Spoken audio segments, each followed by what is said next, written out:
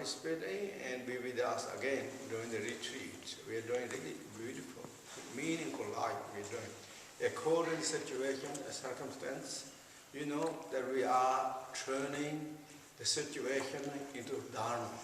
It is transformation. We are using this situation to improve our understanding, realization of our own beautiful qualities, of the true nature, with love, compassion, joy, and appreciation. It is wonderful. It is really beautiful. It's called, according to the teaching, we're making the meaning of a very beautiful life. Beautiful our lives. We're not taking any kind of advantage, ego tricks or anything. It's truly, it is divine quality of the great teacher, Buddha Shakyamuni, Padma Samye Ling, all that's great master followers. Even though it's the kind of difficulty, trouble, challenges, but we're doing really good. We should be happy and joy with this. It is wonderful. And thereby again, reactivated our beautiful motivations, joy and appreciations, and the vastness motivation of the Bodhisattva, thinking of all living beings, particularly all this time. So many people are going to troubles and challenges. And then besides this, always going on in samsara, we know, all of us know. So really thinking of everyone kind of doing this is really wonderful and beautiful. When we have this joy and appreciation, Bodhisattva, and the three Vajra realizations, that is the beginning of enlightenment. Believe it or not, it is enlightenment. Enlightenment is not just going to come one time, something boom. Enlightenment is beginning to develop. We are on the light of the enlightenment. We are following that, what called in the Western English word, Jacob's ladder of the enlightenment. We're really following that light. That light is not coming from outside. It is from our inner quality, our true nature, the Buddha nature. That is shining. Shining, it is one of the beautiful times. For that reason, I'm saying that. That is true. And therefore, again, we are kind of going through our teachings, our practices, a kind of highlight of our own knowledges that we gain from the great masters, or many from the books and all that. I'm going over again, just a kind of putting a support light. So it's something that we can really activate. That is good for our any time our practice Dharma, and to bring that more mindfulness, more alertness, and more consciousness. That is always good. So therefore, I'm doing this for all of us, for you, and as well as for also myself. So we'll go over this now. Now we're talking about the foundation or the anchor of the Dharma, or particularly anchor of the practices. When Buddha's teaching, how we learn Buddha teaching? By two ways. It's called scriptural and practice. Learning is scriptural by the studying and the contemplations on those meaning, what we learned from our teachers, and read the books and put that in our own intelligence, inner wisdom, to blend it in, make something more reasonable, more meaningful. Why? Because Buddha teaching is teaching of the way the nature is. Buddha not proclaiming anything what is not nature. Exactly where things are. Exactly where things are as on the relative truth. Exactly where things are in the absolute truth.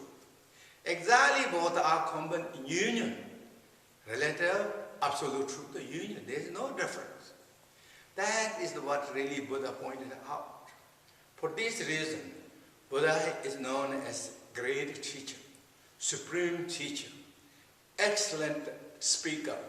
That's what Nagarjuna appreciated. Among all the speakers, among all the one who talks, you are the supreme. I pay homage. You're the supreme, you're the noble ones. Because it's simple, direct, true, exactly as it is. As where things are. Both subject level, object level, every aspect. Therefore, For that reason, we investigate and analyze after we start the teaching. This is also known as intellectual. Buddha himself said, you must examine, you must investigate, you must analyze, and then you observe. You don't think you have to believe what I said. This is also known as lines roles of the Buddha. Not any great teacher told, examine my words, except the Buddha. Buddha don't have anything to hide, anything to cover up. Exactly simple truth, nature as it is. How wonderful, how marvelous, how simple also. Down to the earth. That's what the really gracious teacher and kindness, compassion teacher. That's what it is. So we have to, again, when we practice starting of the Buddhism, as they said, academic or the scripture is as academic, studying and contemplating. And what the final result of the academic and the study is to practice, to meditate, observe that not on in the brain, hover on the brain, but observe that in heart, mental with heart, and that boosts our inner wisdom, nature. According to Buddhism, our origin nature of the mind, or mind, is residing in the heart, not in the brain. Brain is the office of the mind. Heart is the principal residence or place where mind is. And where there is also Buddha nature. Or in the Nyingma schools of Buddhism, youthful West body. That original, indestructible nature of the wisdom is residing. Right? That's what we have to do now. This is not just going to discover, that nature is not going to be discovered by intellectuals. Not just speaking, but not just verbalizing, but we have to observe the teaching, mingle that with full of joy, full of appreciation, and courage, and commitment, determination, all those tools that which the mind offers, use those as needed and move forward, advancing. That is known as following the teachings of the great teacher, Buddha Shakyamuni. So particularly when it comes to the practice, and that is for renunciation thought, what we are going through, is the anchor of the practices. It is the beginning of the usher, like if we have full renunciation, it ushers our practice out more perfect, more nicely. As I said many times, and you know, and the teaching said it's true. When we're reflecting the precious life, operating this human body, when we're reflecting the impermanent, when we're reflecting the meaning of the cause and effect is inevitable, when we're reflecting the samsara is a lot of difficulty, troubles or sufferings, when we reflect those points, what it does, immediately it really makes our heart more softer, tender, calm, more open, more mellow, more nice. We become more practical. When we practice, we should be practicing with that. More simple, done with art, and more kind of practical, more with common sense. That's what really it does. For that reason, many times, those masters of the practicing lineage always said, if you don't reflect of these four renunciation thought, in each time of the practice, maybe you are really at the beginning time, you're beginning of our period of the practice, maybe you're a good practitioner, but middle and end is kind of become scattered, our thought and intentions. But if we have this four boundless thought in the heart and mind, it kind of brings it together, more targeted, settling our mind, more calmer and more beautiful, so that we can really fly so beautifully on our cruise levels. That is how it is. Therefore, I'm going again, as Jigdral Rinpoche taught, and I'm going again on these little more details each point. Little detail is not the big details, but little details kind of again in the purpose and aims of to spotlight our knowledge, our understanding that we learned from our great teachers and from the books. So I'm going to through this. And that way, again, I went already to the little bit about precious life or the human body, impermanent, and now cause and effect are inevitable, which is actually also karma. Outside, everything is completely based upon the cause and effect. Deep down, cause and effect is, as I said the other day, is known as interdependent coordinations. Everything is connected. Everything is dependent to each other. There's nothing, one single object arises by itself without any connections, without intermingles. It's all connected. Whether it's big, whether it's small, or whatever it is, it's all connected.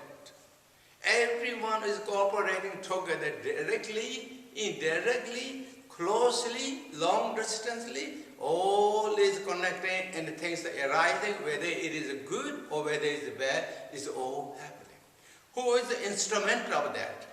According to the teaching, particularly this positive and negative, is present in our mind. Mind is instrumental, is directing these things. And mind itself, as I said, and we all know, we all heard from teachers and in the books, is emptiness, believe it or not. It's kind of amazing. Mind itself is empty, but it's doing all these things. It's true. We never saw mind. And I never saw my mind. Really, there's nothing to see. And I'm sure you may be the same case, you all, too. It's not just me and you. According to the teaching, no one saw mind as solid existing. Substantially solid existing. No one. That's how this mind, that's how this ruler of every our perception, every our conception, every aspect of our lives. Who's ruling? Who's ruling? It is this, the behind the scene, the emptiness of our mind. That is it. So therefore, when we talk about these things, today, again, we're talking, then according to mind itself, we started, initiated from in our mind, then when it is reflected to the external, with physically, verbally, then it becomes the negative action, positive actions. Even is initiated at the very beginning in our space of the emptiness mind, then again it is. That is the dawn or the beginning of negativities.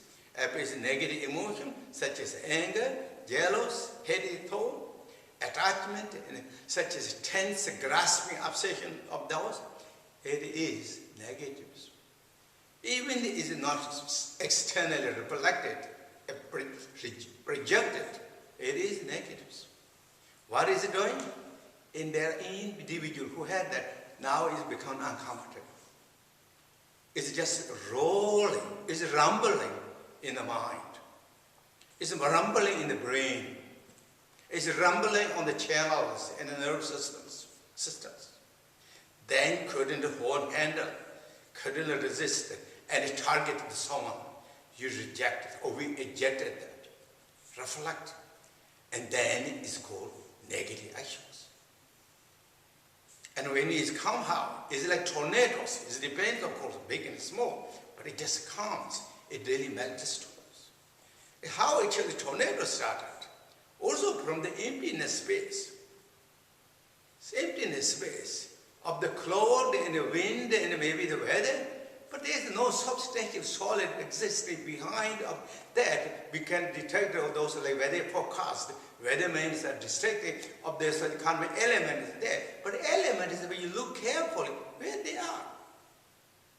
There's nothing substantial solid existing further than what weathermen are explaining.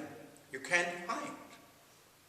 Similarly, the space of the emptiness mind, projecting of this signal of the tornadoes in our brain or in our mind. Projected it verbally, physically, or through the projected that through the senses, eyes, ears, nose, tongues, bodies, and then continue kind of sizzling. That's how it is. Then it becomes negatives. Same time, same way, the positives. When positives are sizzling from the emptiness space of the mind. Mind, how that is? Love, kindness, compassion, joy and appreciation are initiated from the emptiness mind. In it, according to the teaching of the great teacher of Buddha Shakyamuni and Guru Padma Samye, other great masters, every great master, actually not just other, said this is like the love, kindness, compassion, joy, all this is the nature of the mind. What that means is the Buddha nature of the Buddha nature. Or of another word, if I say this love and compassion are energy of the Buddha nature. It radiates energy of the Buddha nature. Therefore, whenever we have joy and appreciation, love and compassion, kindness, thought, our mind is more calm, more peaceful, more happier, more relaxed. When we reflect that verbally or physically, it makes happy others too. I mean, that we know. This is not something the Buddha said and we believe in that. It's true. It makes happy. Then even people will name us the peacemakers. Peacemaker is not coming from negative emotions. Peacemaker is coming from love, kindness, compassion, openness of mind, concerning, caring thought for all the living beings. With that attitude, reflecting the action, then truly is peacemakers. Or in the Dharma is known as bodhisattvas. Bodhisattvas. And also common language, I think it's called gentlemen and the gentle ladies. Or ladies and the gentles. Truly then they are the ladies and the gentles making something different, beautiful environment. Wherever they go, wherever they are, or the area, truly they are. They're like beacon, light of this world or the samsaras. So that is like all started with the positives, all started with the mind. Now with this thought, again I talk a little bit, briefly, I'm sorry, it's just, and so I talk a little bit about this